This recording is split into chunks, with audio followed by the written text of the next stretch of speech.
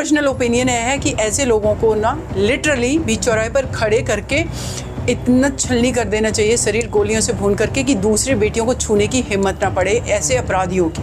उनकी रूह कांप जाए कि नहीं, अगर हमने छुआ तो ये हाल होगा। देखिए, इसमें पुलिस को सब कुछ पता है। क्राइम सीन है, उस बेटी के साथ जो अपराध किया गया वहाँ पर 4-5 लोगों को और देखा गया है। ये अपराध एक व्यक्ति के द्वारा नहीं, ये गैंगरेप का मैटर है। पुलिस को मुझे लग रहा है सब कुछ पता है, लेकिन वो डिस्क्लोज नहीं कर रहे हैं, क्योंकि अगर उन्होंने डिस्क्लोज किया उस चीज़ को तो उंगली उनके ऊपर ही उठेगी। रेप केस का जो आरोपी है उसकी माँ का कहना कि मेरे बेटे ने ऐसा कुछ काम नहीं किया। इस देश के अंदर जो माँ है, उनका बेटा आतंकवादी हो, उनका बेटा कितना भी बड़ा मर्डरर हो, कितना भी बड़ा क्रिमिनल हो, कितना भी बड़ा रेपिस्ट हो, वो उसको प्रोटेक्ट करना चाहती है। इतने रेप के केस को देखा है, आपको क्या लगता है कि ऐसे जो रेपिस्ट होते हैं उनकी क्या माइंडसेट होती है कि वो इस लेवल तक किसी को जान से मार देंगे रेप करने के लिए? ये जिस बेटी के साथ अपराध करे उसको ये as a human being consider ही नहीं करते। चाहे वो निर्भया केस की बात करें, जिस तरीके से उनके साथ क्रूअलिटी की गई, तो वो एक एनिमल वाली जो है, जानवर वाली जो मानसिकता है, वो मानसिकता उनके दिमाग में रहती है। वो फ्रंट से कुछ भी दिखें, सोसाइटी के बीच में घूम रहे, लेकिन वो जानवर वाली मानसिकता लिए घूम रहे हैं। बाकी डेथ पेनल्टी भी है, लाइफ इम्प्रिजनमेंट है।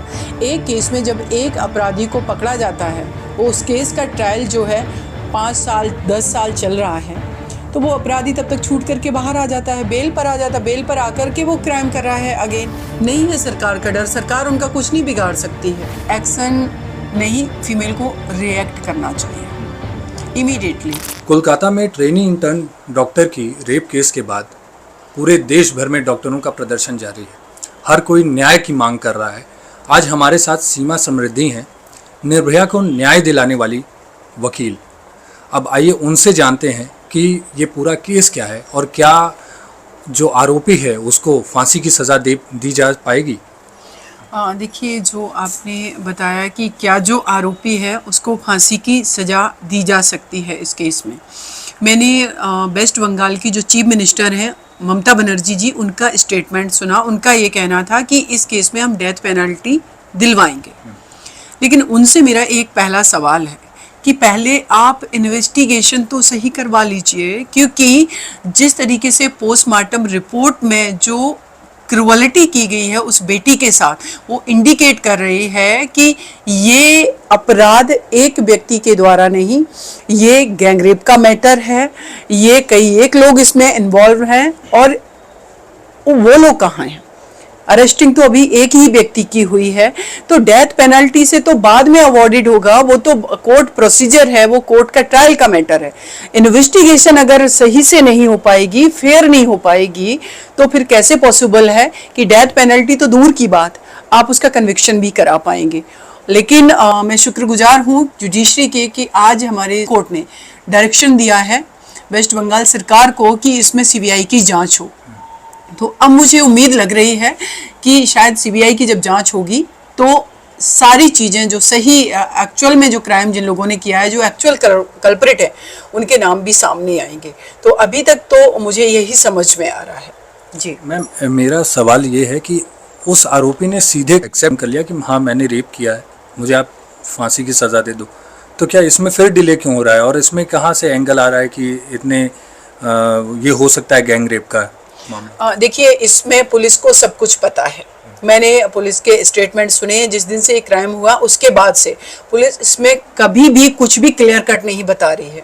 वो नहीं बता रही है। इवन कि अभी पता चला है कुछ टाइम पहले कि इसमें जो सीसीटीवी फुटेज अदर लिए गए, अदर जो सेमिनार हॉल में कैमराज लगे हुए थे जहाँ पर ये क्राइम सीन है, उस बेटी के साथ जो अपराध किया गया, वहाँ पर 4-5 लोगों को और देखा गया है। तो पुलिस अभी तक कहाँ थी? अदरवाइज क्या होता है कि कुछ ऐसे कभी मैटर हो जाते हैं, पॉलिटिकल अगर मैटर होते हैं जो बेटियों के अगेंस्ट क्राइम वाले नहीं है, उसमें तो एक से ज्यादा आप तमाम लोगों को जो सस्पेक्टेड होते हैं उनको आप उठा लेते हैं। क्या इस बेटी के जीवन की, उसके लाइफ की इतनी कीमत नहीं है, उसकी डिग्निटी की, कि एक बेटी के साथ इतना हीनियस क्राइम हो गया और आप अभी उन सस्पेक्टेड को, जिनका 5-6 दिन हो गया, उसके बावजूद भी उन सस्पेक्टेड लोगों को भी नहीं आपने सीसीटीवी कैमराज देख करके उठाया? तो ये तो एक बहुत बड़ा क्वेश्चन मार्क है वेस्ट बंगाल पुलिस पर। तो अभी जब इन्वेस्टिगेशन का डायरेक्शन है सीबीआई का, तो उम्मीद है कि सही इन्वेस्टिगेशन होगा। दूसरी एक और चीज मैंने नोटिस करा कि निर्भया के साथ जब अपराध हुआ था देश की राजधानी दिल्ली में, वो 16 दिसंबर 2012 की बात है, और जैसे ही पता चला दूसरा दिन, तो पूरा देश एकदम से उबल गया कि नहीं, इस बेटी के जस्टिस के लिए फाइट करेंगे। पार्लियामेंट से लेकर के राष्ट्रपति भवन तक, इवन की भारत के हर कोने कोने में प्रोटेस्ट हो रहे थे। हर जाति धर्म वर्ग का, हर प्रोफेशन का व्यक्ति प्रोटेस्ट कर रहा था। आज यहाँ हम देख रहे हैं कि एक डॉक्टर बेटी थी, तो आम पीपल क्यों नहीं है, सिर्फ डॉक्टर्स ही क्यों प्रोटेस्ट कर रहे हैं। और वर्क प्लेस पर ये क्राइम हुआ है, जिनको हम बेटियों की सुरक्षा में लगा रहे हैं। उस रेजिडेंट जो डॉक्टर थी, वो आप सोचिए कि वहाँ पर जो व्यक्ति है जिसको अक्यूज को पकड़ा गया है, अरेस्ट किया गया है, वो एक सिविक पुलिस है वहाँ पर, जो मेन पुलिस को कोऑपरेट करती है, उसके संरक्षण के लिए रखा गया, बेटियों की सेफ्टी सिक्योरिटी के लिए। वो व्यक्ति ही क्राइम कर रहा है। तो ये आप समझिए कि जिनके संरक्षण के लिए हम जिनको दे रहे हैं कि वो उनको सेफ और सिक्योर करेंगे, वही लोग क्राइम करेंगे। तो ये मैटर तो और भी, ये तो पुलिस पे भी सवाल उठता है ना कि आप ऐसे आदमी को वहाँ पे ऐसी अथॉरिटी दे रहे हैं कि आप खुलेआम घूमो, और ऐसी मानसिकता वाले आदमी को। और मुझे जैसे पता चला है कि पुलिस का बिल्कुल, ये पुलिस की नेग्लिजेंसी है, ये वहाँ के एडमिनिस्ट्रेशन की और वहाँ की गवर्नमेंट की ये नेग्लिजेंसी है, कि अगर गवर्नमेंट की नेग्लिजेंसी नहीं होती तो डेफिनेटली कि एक ऐसे व्यक्ति को, जो अभी तक के इस केस के फैक्ट हैं, उसके आधार पर यही कहा जा सकता है कि आपने एक ऐसे व्यक्ति को अपॉइंट कर दिया वहां पर, जो कि ऑलरेडी, जैसे मुझे पता चला है कि उसका जो बैकग्राउंड अगर देखा जाए कि वो क्रिमिनल माइंडसेट का ही व्यक्ति है। उसने कई शादियां करी और उन फीमेल के साथ भी उसने गलत तरीके से व्यवहार किया और उनको फिर छोड़ा। ये सारी चीजें, तो आप कोई रिकॉर्ड ही चेक नहीं कर रहे हैं। तो बिना रिकॉर्ड चेक किए कि जिसको हम सेफ्टी सिक्योरिटी के लिए लगा रहे हैं, वो व्यक्ति का कंडक्ट क्या है, तो ये किसकी रिस्पॉन्सिबिलिटी है। तो इसमें तो मुझे लगता है कि ये जिस एरिया में, जिस थाने के अंतर्गत आता है, वहाँ पर तो सस्पेंड किया जाना चाहिए था। और इसके लिए जो डॉक्टर्स वहाँ प्रोटेस्ट करें कि सबसे पहले तो माफ़ी मांगे इस चीज़ के लिए कि आपकी नेग्लिजेंसी की वजह से एक बेटी के साथ इतना हीनियस क्राइम हो गया, क्योंकि आपने एक गलत व्यक्ति को अपॉइंट किया, पहली बात। दूसरी, कि जिस तरीके से पोस्टमार्टम रिपोर्ट में इंजरीज हैं, उससे ये लगता है कि ये गैंगरेप का मैटर है। तो जब ये गैंगरेप का मैटर है, तो अभी तक पुलिस कर क्या रही है, अदर एक्यूज्ड जो हैं उनको क्यों नहीं अरेस्ट किया है, तो ये भी एक बहुत बड़ा सवाल है। तीसरा इंपॉर्टेंट चीज इसमें जो आ रही है कि वहाँ की पुलिस को, मुझे लग रहा है, सब कुछ पता है, लेकिन वो डिस्क्लोज नहीं कर रहे हैं, क्योंकि अगर उन्होंने डिस्क्लोज किया उस चीज को, तो उंगली उनके ऊपर ही उठेगी। तो ये बहुत बड़ी बात है कि कभी कभी जब भी कोई ऐसे क्राइम होते हैं, तो पुलिस खुद दबाने की कोशिश करती है कि जनता का गुस्सा ना फूटे। लेकिन आज भी जरूरत है पूरे देश को यूनाइट होने की, क्योंकि हर घर की बेटी, एक तरफ हम बेटियों को एम्पावर्ड करने की बात करें, तो हर घर की बेटी काम करना चाहती है, बाहर निकलना चाहती है। उसको हमें सिर्फ एम्पावर्ड फिनेंशियली नहीं करना है, उसकी जान को भी बचाना है, उसको ऐसे अपराधियों से भी बचाना है जो इतना हीनियस क्राइम कर रहे। तो ये कलेक्टिवली सबकी रिस्पॉन्सिबिलिटी है। लेकिन सिर्फ ये कह देना कि ये तो पल्ला झाड़ने जैसा हो गया है। और वेस्ट बंगाल में आए दिन मैं सुनती रहती हूँ, मेरे पास उससे पहले भी एक, जब निर्भया के साथ हुआ उसके बाद भी एक बेटी के साथ गैंगरेप का केस हुआ था। अभी जब इलेक्शन का टाइम था, उससे पहले भी एक वो टीएमसी के कोई नेता थे जो मुस्लिम कम्युनिटी से आते थे, उन्होंने रेप करा था। वो मैटर भी काफ़ी मीडिया में आया, सारी चीज़ें वो। तो आए दिन ऐसा होता जा रहा है और आप एक पल्ला झाड़ ले रहे हैं कि हम इनको डेथ पेनल्टी कराएंगे।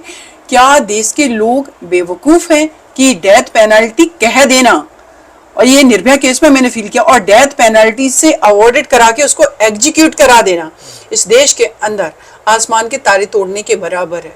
और वो हम सभी ने देखा कि निर्भया केस में 7 साल 3 महीने लग गए थे।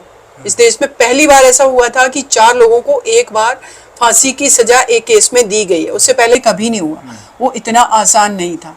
हम अपराधियों से लड़ते लड़ते हमें सिस्टम से लड़ना पड़ा था।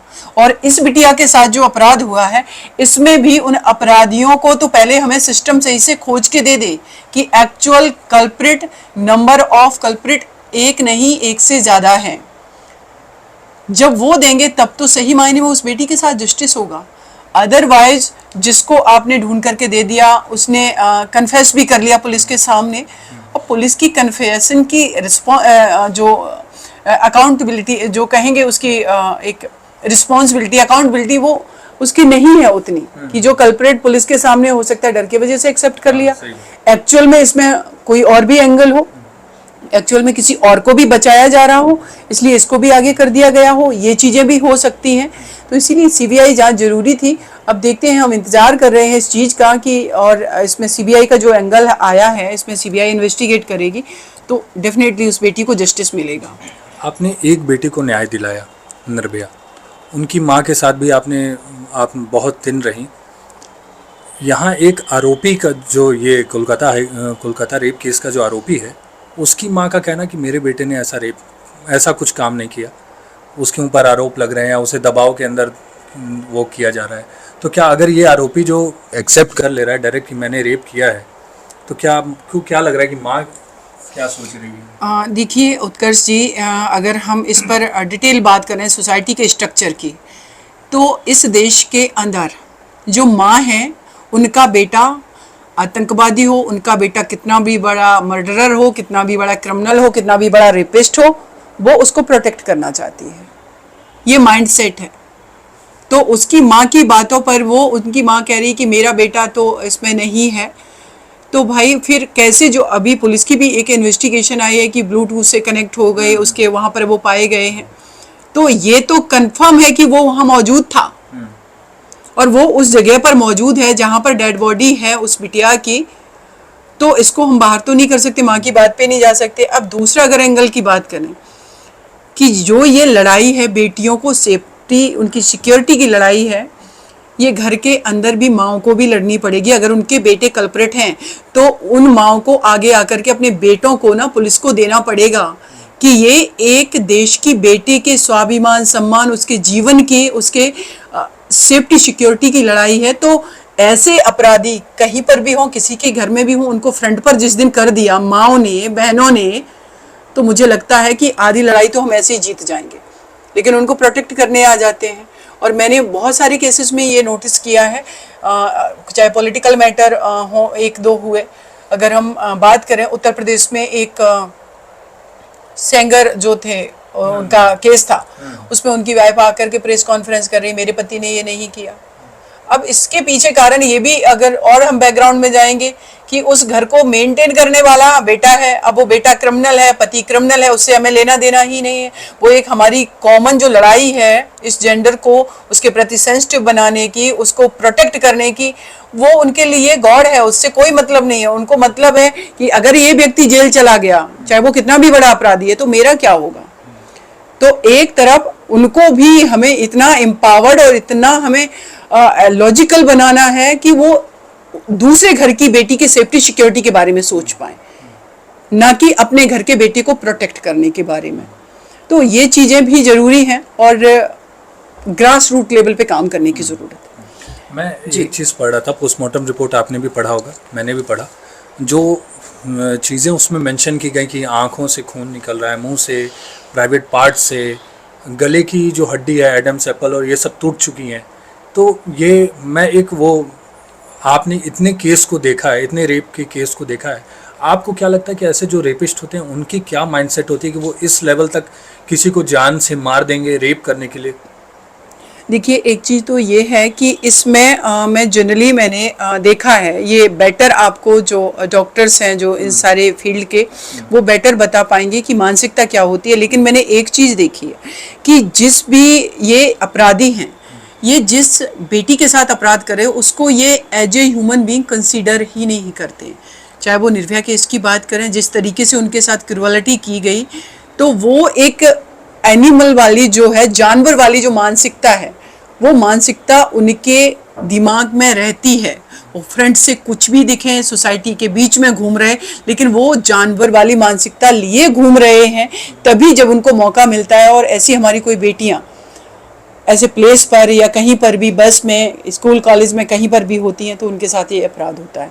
तो ऐसी मानसिकता वाले लोगों की वो मानसिकता क्यों पनप रही है, क्या हमारी अपब्रिंगिंग में वो कमी है, क्या हमारे स्कूल कॉलेज जहाँ पर हमें मोरलिटी की डेफिनेशन को बना करके हमें जो मोरलिटी सिखानी है, हम क्या उस पर काम कर रहे हैं? क्या हम उस इथिक्स पे काम कर रहे हैं कि एक बच्चे के साथ स्कूल में बैठने वाली दूसरी बच्ची वो ह्यूमन बीइंग है, ना कि वो एक ऑब्जेक्ट है, ना कि वो एक डिफरेंट जेंडर है। वो डिफरेंट जेंडर हो सकती है लेकिन है तो ह्यूमन बीइंग। तो हम उसके प्रति उसको सेंसिटिव नहीं बना रहे हैं और उस बेटी को हम उस तरीके से नहीं बना रहे कि वो सोसाइटी का मेन रोल में आ सके। उसको हम अपब्रिंगिंग में एक को गुड़िया दे रहे हैं, दूसरे को वेपन दे रहे हैं। तो जो गुड़िया है वो सेंसिटिव है, जो वेपन लिए है वो बाहुबली है, और बाहुबली क्या करता है, वो क्राइम कर रहा है। तो ये बहुत सारे एंगल पे मुझे लगता है ग्रास रूट लेवल पे काम करने की ज़रूरत है। और सबसे बड़ी बात है कि हमने अभी इस केस की बात करें या निर्भया केस की भी बात करें, जितने भी केसेस मेरे पास मैं हैंडल कर रही हूँ, एक केस का एग्जाम्पल दूंगी। पड़ोसी है, 15 साल की बच्ची है, उसका रेप करके उस बेटी को केरोसिन डाल के जिंदा जला देता है, और वो बेटी को फिर कहता है कि अगर तूने सच बताया तो तेरे भाई को भी मार देंगे। वो बेटी डर के वजह से स्टेटमेंट कुछ और दे रही है, बाद में जब वो दूर होते हैं तो वो सच बताती है। उसमें मैं केस फाइट करी, मेरी जान को खतरा है, जो दूसरे काउंसिल को खड़ा किया उनकी जान को खतरा है, डॉक्टर्स बयान देने आ रहे हैं उनकी जान को खतरा है। तो ये लड़ाई तो अपराधियों को सजा दिलाने की तो बाद में हो जाती, पहले तो फिर कहीं कहीं अपने आप को प्रोटेक्ट करने की हो जाती है, ट्रायल को सही से जो केस है उसका ट्रायल सही कराने की हो जाती है। और उससे भी पहले जरूरी है, निर्भया केस की बात करें, अभी ये वेस्ट बंगाल में हमारी डॉक्टर बेटी के साथ जो अपराध हुआ उसकी बात करें, या हजारों बेटियों की बात करें, ग्रास रूट लेवल पे काम ये करना है कि हमें इन्वेस्टिगेशन नहीं चाहिए, हमें पुलिस नहीं चाहिए, हमें हमारी डिग्निटी के साथ जीवित रहने का अधिकार है। हमें वो प्रिवेंटिव रिलीफ चाहिए जिससे हमारे खिलाफ क्राइम ही ना हो। तो उस एंगल पे तो हम काम ही नहीं कर रहे हैं। और दूसरा, मैं निर्भया केस के बाद दिल्ली में बात चली कि जो डार्क स्पॉट हैं वहाँ पर सीसीटीवी कैमराज लगाए जाएंगे। उत्कर्ष जी, मैंने एक चीज़ नोटिस करी, अभी एक केस हुआ था सादाबाद डेयरी के पास, उस बेटी को शायद 35 जो चाकू मार दिया गया। अब उसमें देखा कि वो सीसीटीवी जो फुटेज है उसमें वो दिख रहा है। एक छागला केस हुआ, उसमें वो कार में वो बेटी को वो लेते घर, वो भी सीसीटीवी कैमराज में। हम सीसीटीवी कैमराज का इस्तेमाल किस लिए कर रहे हैं? सिर्फ इसलिए कर रहे हैं कि उसमें रिकॉर्डिंग आ जाए, बाद में वो इन्वेस्टिगेशन में हमें हेल्प करेगी, ना कि जो सीसीटीवी कैमराज का ऑपरेटर है वो ये प्रिवेंटिव मेजर्स का काम करे वहां बैठ करके कि इमीडिएटली उसको कैमरा को ऑपरेट करे उस सिस्टम को, और वो इमीडिएटली पुलिस को इन्फॉर्म करे कि वहां पर ऐसा क्राइम हो रहा है और ये हमारे कैमरा में ये फुटेज है, अब जाकर के उसको प्रोटेक्ट करें। तो हम तो अभी बात कर रहे हैं लॉ एंड ऑर्डर ठीक करने की बात नहीं है, प्रिवेंटिव मेजर्स पर हमें काम ही नहीं कर रहे हैं। हम काम कर रहे हैं इस चीज पर कि चलो अपराध हो गया है, अब इसको फांसी की सजा दिलानी है। अपराध की बात का इस निर्भया केस में 4 लोगों को फांसी की सजा हुई। अगर डिटरेंस होता तो ये अपराध नहीं होता, अगर उनका डर होता तो दिशा रेड्डी जो आंध्र प्रदेश में उस बेटी को जिंदा जला दिया गया, उसके बाद हजारों बेटियां, अभी अयोध्या में एक बेटी के साथ अपराध हुआ। मेरे पास ऐसे सैकड़ों केसेस मैं बता दूंगी जो कि मीडिया में नहीं है, तो उन बेटियों के साथ नहीं होता। तो डिटरेंस भी जरूरी है, वो लॉ एंड ऑर्डर स्ट्रॉन्ग हो, लेकिन उससे ज़्यादा जरूरी है कि सोसाइटी का जो माइंड सेट है एक जेंडर का वो बदले महिलाओं के प्रति, तब तो हम अपनी बेटियों को सेफ सिक्योर कर पाएंगे। अदरवाइज तो आए दिन ऐसे मैटर होते रहेंगे। क्या आरोपियों के अंदर सरकार का या कानून का कोई डर नहीं रहा? इतने कड़े प्रावधान हैं, डेथ पेनल्टी तक है, लाइफ इम्प्रिजनमेंट तक है, लेकिन फिर भी कोई डर नहीं। अगर डर होता तो फिर ये क्राइम नहीं होता। अब जैसे आपने कहा कि डेथ पेनल्टी भी है, लाइफ इम्प्रिजनमेंट है, एक केस में जब एक अपराधी को पकड़ा जाता है, वो उस केस का ट्रायल जो है 5 साल 10 साल चल रहा है, तो वो अपराधी तब तक छूट करके बाहर आ जाता है, बेल पर आ जाता है, बेल पर आकर के वो क्राइम कर रहा है अगेन। तो फिर कहाँ से उसके अंदर डर होगा? नहीं है सरकार का डर, सरकार उनका कुछ नहीं बिगाड़ सकती है। और दूसरी चीज अगर आप देखेंगे कि जब ये ट्रायल बहुत लंबा चलता है तो जो अपराधी बाहर आ रहा है वो चैलेंज कर रहा होता है सरकार को कि आप देखो हमने क्राइम भी किया और आप मेरा कुछ नहीं बिगाड़ सकते। इसमें उत्कर्ष जी एक और अगर हम चीज पर बात करें कि अगर मैटर थोड़ा सा ऐसे है कि किसी का स्टॉकिंग का मैटर है, किसी बेटी को कोई स्टॉक कर रहा है या किसी का हरासमेंट का मैटर है, उसमें थाने से बेल मिल जा रही, इमीडिएटली उनमें कोर्ट से बेल मिल जा रही, 10 दिन में मिल जा रही, 15 दिन में मिल जा रही। इन केसेस को हम कैसे केसेस कंसीडर कर रहे हैं कि ये हीनियस क्राइम नहीं है, लेकिन वो व्यक्ति जो है जिसको एक्यूज्ड को बेल मिली है, उसका माइंडसेट क्या है कि इस फीमेल को मैंने स्टॉक किया, इसके साथ मैंने फिजिकल टच किया, इसका हरासमेंट किया, इसकी इतनी हिम्मत कि इसने मेरे खिलाफ एफआईआर कराई, तो वो आ करके उस बेटी का मर्डर भी कर रहा है, उसको और हरास कर रहा है। और ऐसा एक केस आपको याद होगा 1-2 साल पहले हाथरस में हुआ था। एक बेटी को खेत में वो अपने फादर के साथ काम कर रही थी, उसके फादर को उसने गोली मार रही थी सिर में, और वो इसीलिए मारी थी क्योंकि उसके फादर ने अपनी बेटी के लिए लड़ाई लड़ रहे थे, वो 354 आईपीसी का मैटर था। अब आप समझिए कि कितना हमें कलेक्टिवली वर्क करने की ज़रूरत है, इस सिस्टम को उस डायरेक्शन में सोचने की ज़रूरत है। डर इसीलिए नहीं है क्योंकि हम फेल हैं एज ए सिस्टम, हम कानून बना दे रहे हैं, उनका इम्प्लीमेंटेशन नहीं करा पा रहे। सरकार की नाकामी है, और वो साफ दिख रही है, इस केस में भी दिख रही है। अगर सरकार की नाकामी नहीं होती तो जिस सिविक पुलिस को वो अपॉइंट करे वही अपराध करता क्या? तो इसमें तो आप सोचिए कि कितनी बड़ी नाकामी है कि आप ऐसे व्यक्ति को भी अपॉइंटमेंट दे रहे हैं जो कि ऑलरेडी क्रिमिनल प्रवृत्ति का व्यक्ति है। इसमें तो एक लूप होल हो गया ना कि जो हम लोग पहले कैरेक्टर सर्टिफिकेट और ये सब चीज़ों को वो करते हैं, आपने तो पुलिस ने उस तरह की, अगर इस पर लार्जेस्ट लेवल पे मुझे लगता है इन्वेस्टिगेशन जो सीबीआई ने किया है ना, तो इसमें तो पूरी चैन जो है जिन्होंने अपॉइंटमेंट किए उन सबको सस्पेंड करना चाहिए और उनके अगेंस्ट में भी चार्ज फ्रेम होनी चाहिए, क्योंकि कुछ हर चीज़ का एक स्टैंडर्ड होता है। वो स्टैंडर्ड कहाँ है कि आप जिनको अपॉइंटमेंट दे रहे हैं, जिनको अपॉइंट कर रहे हैं, वो व्यक्ति कैसे कैरेक्टर का है, उसके पीछे क्या उसका बैकग्राउंड है, क्या वो हैबिचुअल ऑफेंडर है या नहीं, ये सारी एंगल्स आपने चेक करे हैं। अगर नहीं करे हैं तो इस बेटी के डेथ के लिए तो फिर सिस्टम ही जिम्मेदार हो गया ना। तो पहले तो इस सिस्टम को पनिश किया जाना चाहिए, देन आफ्टर वो फिर अक्यूज्ड को पनिश किया जाना चाहिए। लेकिन उत्कर्ष जी वही बात है कि निर्भया केस में 7 साल लगा, लोग तो होप भी खो चुके थे कि होगी भी कि नहीं होगी, उसमें नाबालिग, लेकिन इस परिवार की जो बेटी है उसकी माँ, उसके परिवार को मैं ये कहना चाहूँगी कि आप लोगों को डटे रहने की ज़रूरत है। और आपके चैनल के माध्यम से मैं ये कहना चाहूँगी, मैं जल्दी उस परिवार से कांटेक्ट करूँगी। मेरी जो लीगल हेल्प की उनको ज़रूरत है, डेफिनेटली मेरी वहाँ पर जो टीम है वेस्ट बंगाल में, अगर मुझे ज़रूरत पड़ेगी मैं जाऊँगी, मैं हेल्प करूँगी। इस देश में कोई भी बेटी कभी निर्भया ना बने, इसीलिए ऐसे अपराधियों को fast track punishment, time bound punishment देने की बहुत ज़रूरत है, और वो पनिशमेंट भी जो एक्चुअल कल्प्रिट हैं उन सबको देने की ज़रूरत है, न कि एक आ गया फ्रंट पर और उसी को हम आगे करके बाकी जो एक्चुअल कल्प्रिट हैं उनको छोड़ दें। तो वो एक बहुत बड़ा प्रश्न चिन्ह खड़ा करेगा कि ये सिस्टम अपनी बेटियों को सेफ्टी सिक्योर करने में तो फेलियर है ही, लेकिन उसके अलावा उनको जस्टिस को भी नहीं वो प्रिवेल करवा पा रहा है। तो ये बहुत बड़ा क्वेश्चन है। आखिरी 2 सवाल एक छोटे कि आपको क्या लगता है कि ये जो वर्क प्लेस पे जो चीज़ें हो रही हैं, वर्क प्लेस पे हरासमेंट हो रहा है, जो ये कोलकाता वाला केस भी है वो भी वर्क प्लेस पे ही हुआ, और कॉर्पोरेट ऑफिसों और इन सब में भी चीज़ें होती हैं, सीनियर्स करते हैं, चीज़ें होती हैं, तो इन चीज़ों को कैसे महिलाएं रोक सकती हैं? उन महिलाओं को क्या एक्शन लेना चाहिए?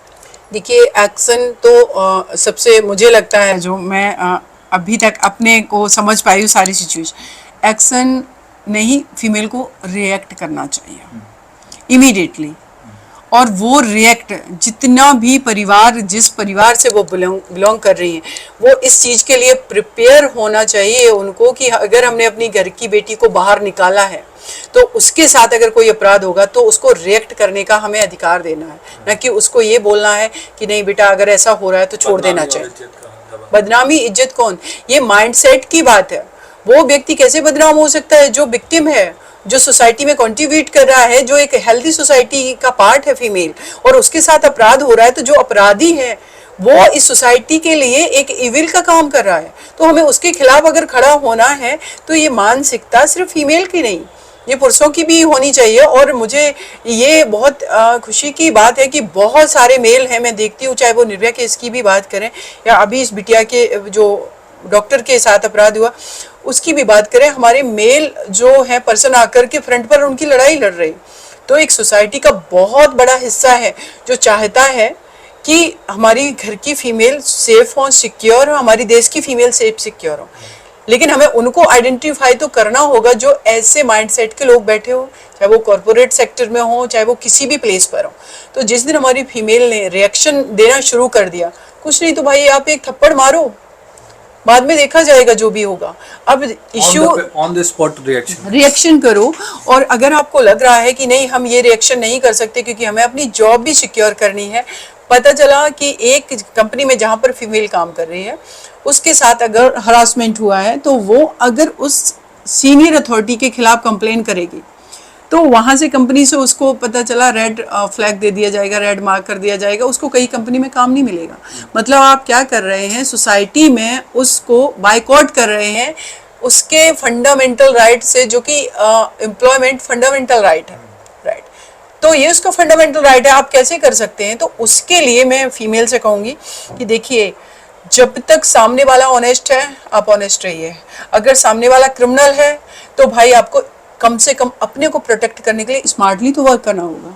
सीनियर के ऑफिस में जा रही है, अगर क्राइम कर रहा है तो भाई आप एक हिडन कैमरा तो रख सकती हैं, आप रिकॉर्डिंग तो ऑन कर सकती हैं, आप कुछ तो ऐसा कर सकती हैं। आप सिर्फ सोसाइटी में कंट्रीब्यूट नहीं कर रही हैं, आपकी अपने प्रति भी ये सोशल रिस्पॉन्सिबिलिटी है कि अपने को सेफ सिक्योर रखें और आप अपनी डिग्निटी को भी बचा करके रखें, कोई आपको हार्म ना पहुंचा पाए, कोई आपको नुकसान ना पहुंचा पाए। तो उसके लिए स्मार्ट तो बनना ही पड़ेगा आपको।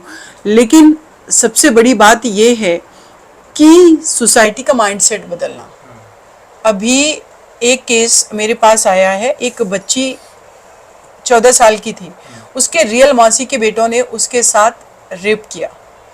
वो बच्ची अपने मदर से कह रही, उसने मना कर दिया, उसने मैटरनल अंकल से कहा, उन्होंने मना कर दिया। अब उस बेटी के साथ क्या हो रहा है कि जब भी वो रिलेटिव्स के बीच में फंक्शन में जा रही है और वो दिख रहे हैं तो वो हंस रहे हैं उस पर। आप समझिए कि क्या होगा कि जिस बेटी के साथ 14 साल की थी, रेप किया उन्होंने, और वो अब उसको देख करके हंस रहे हैं और अनएप्रोप्रिएट तरीके से उसको टच भी करने की कोशिश कर रहे हैं।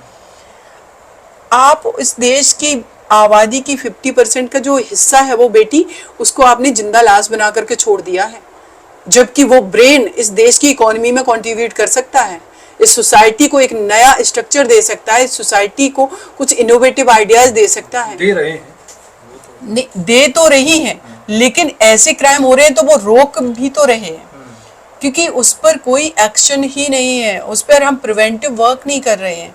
क्योंकि एक माइंडसेट बहुत बड़ी चीज़ है कि बेटी के साथ क्राइम हो गया। निर्भया की मदर को मैं कहूँगी, मैं सैल्यूट करती हूँ कि उन्होंने अपनी बेटी का नाम डिस्क्लोज किया कि मेरी बेटी की क्या गलती थी। लेकिन हमने कानून ही इस तरीके के बनाए हैं कि नहीं, उसकी आइडेंटिटी डिस्क्लोज नहीं करनी है, क्योंकि सोसाइटी का स्ट्रक्चर ऐसा है कि बाद में उसकी शादी में प्रॉब्लम होगी, नहीं उस लड़की को गलत निगाह से लोग देखेंगे। तो ये सोसाइटी के कौन लोग हैं और वो क्यों देखेंगे, ये बहुत बड़ा सवाल है। क्यों देखेंगे? वो इसलिए देखेंगे क्योंकि हमने एज ए सिटीजन हमने उनको अलाउ कर रखा है कि ये बेटी के साथ ये क्राइम हुआ तो ये विक्टिम है। वो विक्टिम नहीं है, वो विक्टिम के साथ साथ वो सर्वाइवर है, और वो सर्वाइव करके अपनी लड़ाई लड़ रही है। उसको तो हमें अप्रिशिएट करना चाहिए कि ये एक एक्यूज की वजह से, एक आपराधिक मानसिकता वाले व्यक्ति की वजह से उसको हमें पनिश कराना है और तुम्हें हमें प्रमोट करना है। जिस दिन ये माइंड सेट आ गया तो हमारी बेटियां इस डर के वजह से जो उनके साथ क्राइम हो रहा है वो छुपाना बंद करेंगी और वो वोकल होंगी। फर्स्ट स्टेज पर ही अगर हम फैमिली में जिन बच्चों के साथ अब्यूज हो रहा है वो बोल पाएंगे, वो बात कर पाएंगे। अगर स्कूल कॉलेज में हो रहा है तो वो बोल पाएंगे, तो जो हीनियस क्राइम होने से हम रोक पाएंगे। तो इन सब पर वर्क करने की उत्कर्षी बहुत ज़रूरत है। छोटा सवाल कि आप एक महिला हैं, महिला के तौर पे आपको क्या लगता है कि इन आरोपियों की तरफ क्या कठोर से कठोर सज़ा इनको मिलनी चाहिए? एक फांसी तो हो गई कि उसके बाद तो अब कोई आप सज़ा नहीं दे सकते, लेकिन ऐसे सरकार को ऐसे क्या नियम बना दे जिनसे इनकी रूह कांप जाए और ये ऐसे अपराध करने से डरें? देखिए, उनकी रूह तब कांपेगी जब ये मेंटल फास्ट ट्रैक होंगे। डेथ पेनल्टी, मरने से सबको डर लगता है, ये भी रियलिटी है, लेकिन वो उनको पता ही नहीं है कि ये सिस्टम ऐसा है कि 7 साल बाद, 8 साल बाद, 10 साल बाद, तो वो कॉन्फिडेंस में है। उतना तो हमने उनको जीवन दे दिया, उस बेटी इसको हम क्या दे रहे हैं जिसके साथ अपराध हुआ। तो ये फास्ट ट्रैक होना बहुत ज़रूरी है।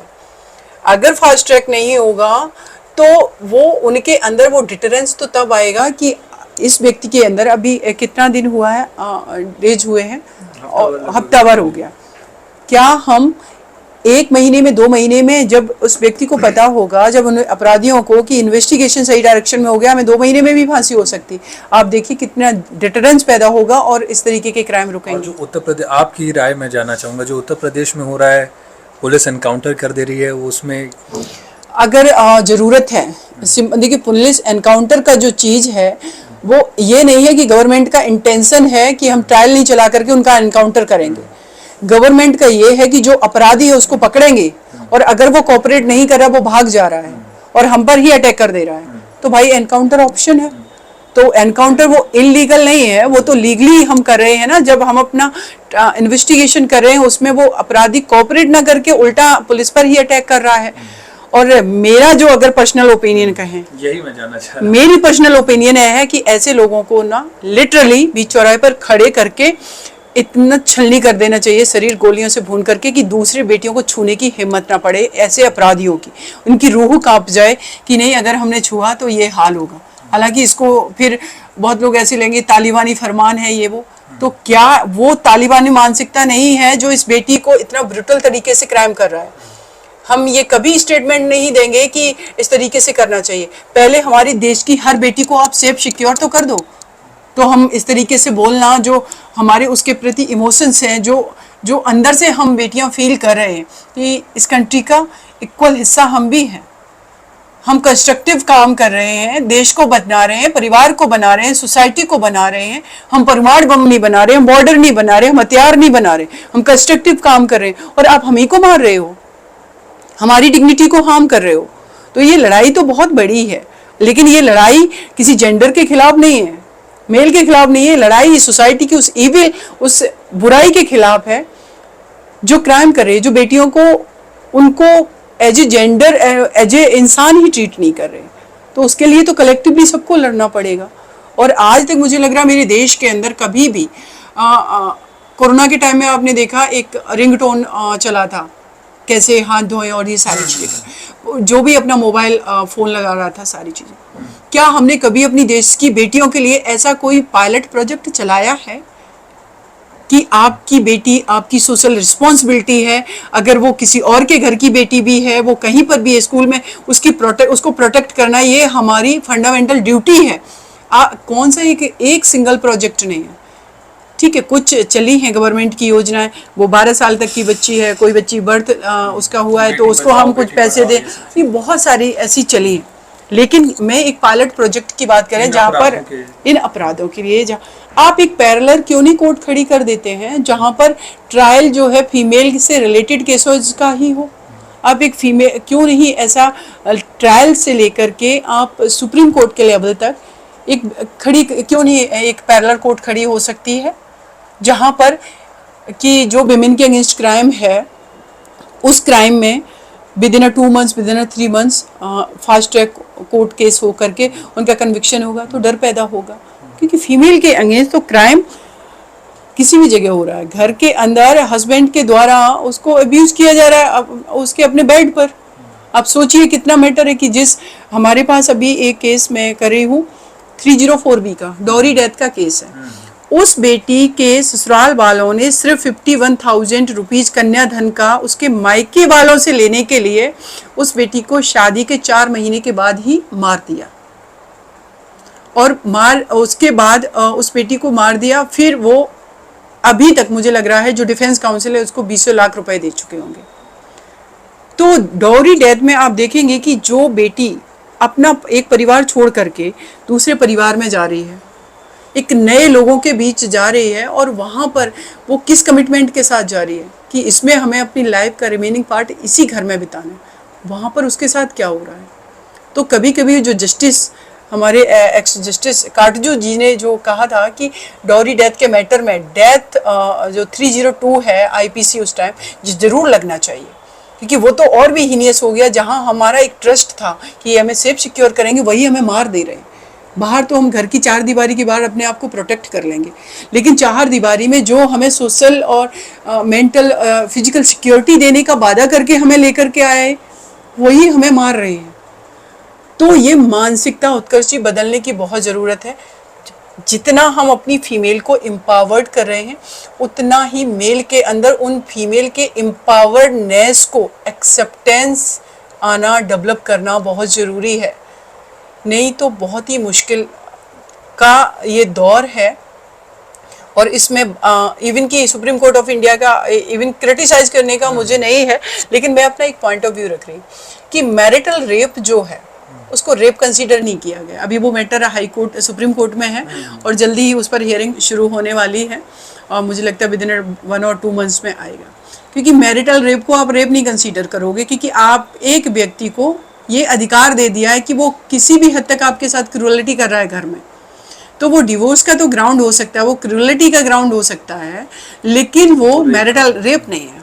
और दूसरी तरफ हमारे जो पीनल कोड है वो कहता है कि विदाउट कंसेंट, लेकिन एक व्यक्ति को हमने शादी के बंधन में बंध के वो परमानेंट कंसेंट दे दिए कि वो कितना भी क्रूरलिटी करेगा, मेरी डिग्निटी के साथ कितना भी छेड़खानी करेगा, फिर उसका जो इंडिविजुअल फंडामेंटल राइट है एज ए ह्यूमन बीइंग, उसका तो वायलेशन हो रहा है। फिर आर्टिकल 21 कॉन्स्टिट्यूशन ऑफ इंडिया का क्या मतलब रह गया कि आप इंडिविजुअल के राइट को प्रोटेक्ट कर रहे हैं।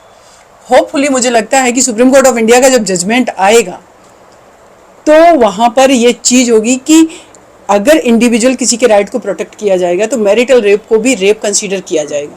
हाँ, एक चीज है कि कोई इसका मिसयूज ना करे, इसलिए आप भाई अपनी इन्वेस्टिगेशन जो एजेंसियां हैं उनको इतना ट्रांसपेरेंट, इतना टेक्निकल, इतना इंटेलिजेंट पर्सन्स को अपॉइंट कीजिए ना कि वो दूध का दूध और पानी का पानी कर दें। तो उनके अब आप ये होगा कि कोई फॉल्स केस कर रहा है तो उसके लिए आप पनिशमेंट का करिए, आप प्रावधान करिए, आपके पास है अथॉरिटी। लेकिन एक फॉल्स केस के बीच में और एक जेन्युइन केस के बीच में आप डिफ्रेंशिएट ही नहीं कर पा रहे हैं अभी, क्योंकि हमारी एजेंसियां ऐसी हैं ही नहीं। उनके अंदर भी बहुत सारी एजेंसियों के अंदर ऑनेस्टी नहीं है। मैं पुलिस के केसेस हैंडल कर रही हूँ, बहुत सारे देखा कि एक प्लेस पर कहीं क्राइम हुआ है, 4 लोग खड़े हैं, 2 कल्प्रिट हैं उसमें और 2 देख रहे थे खड़े, वो बचाने उनको भी उन्होंने अक्यूज बना दिया। अब वो क्या करेंगे, उनसे पैसे लेने की कोशिश करेंगे, फिर कहेंगे तुम इतना करो, तुम्हारा नाम हटा देंगे चार्जशीट से। ये रियलिटी है। तो रियलिस्टिक ग्राउंड पर काम करने की भी हमें बहुत ज़रूरत है। लेकिन फ़िलहाल सबसे ज़्यादा ज़रूरी अभी जो है कि हमारी इस बिटिया को, जो वेस्ट बंगाल की है, इस बेटी के एक्चुअल अपराधी कौन है उनको पकड़ा जाना ज़रूरी है, फास्ट ट्रैक ट्रायल ज़रूरी है, सही डायरेक्शन में इन्वेस्टिगेशन ज़रूरी है, और उसके बाद इस केस में डेथ पेनल्टी से कम कोई पनिशमेंट नहीं होना चाहिए, ये भी ज़रूरी है। तो ये थी हमारे साथ सीमा समृद्धि जी, निर्भया को न्याय दिलाने वाली, और अब देश में एक और निर्भया न्याय मांग रही है। पूरे देश के डॉक्टर रोड पे उतरे हुए हैं न्याय के लिए। देखते हैं सरकार क्या करेगी, कोर्ट क्या करेगा और उन्हें कब जस्टिस मिलेगा। उत्कर्ष मिश्रा, न्यूज़ 18 के लिए।